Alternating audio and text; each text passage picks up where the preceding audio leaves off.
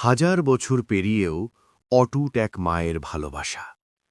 ২০১৫ সালে নেদারল্যান্ডসের নিউএগেইন শহরে প্রত্নতাত্ত্বিক খননের সময় এক অসাধারণ ও হৃদয় ছোঁয়া আবিষ্কার ঘটে।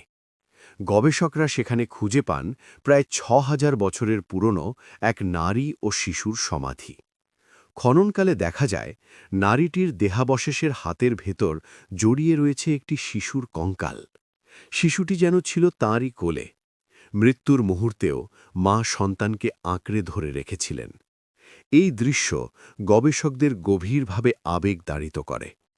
বিশেষজ্ঞদের মতে এটি নেদারল্যান্ডসের ইতিহাসে পাওয়া সবচেয়ে প্রাচীন শিশু সমাধি। সমাধিটি নব্য প্রস্তর যুগের বলে ধারণা করা হচ্ছে, এমন এক সময় যখন মানুষ স্থায়ীভাবে বসবাস শুরু করছিল এবং কৃষিভিত্তিক সমাজ গড়ে উঠছিল।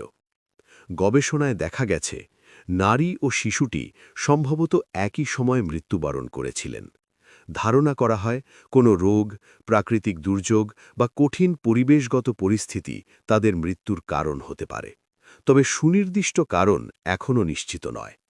এই আবিষ্কার শুধু প্রত্নতাত্ত্বিক গুরুত্বই বহন করে না, বরং এটি আমাদের মনে করিয়ে দেয় মায়ের ভালোবাসা কোনো সময়ের গণ্ডিতে আবদ্ধ নয়। ৬,০০০ বছর আগে যেমন ছিল আজও তেমনই আছে। নিউএগেইনের এই সমাধি আজ বিশ্বজুড়ে গবেষকদের কাছে এক মূল্যবান নিদর্শন, যা মানব ইতিহাসের পাশাপাশি মানবিক আবেগের গল্পও বলে।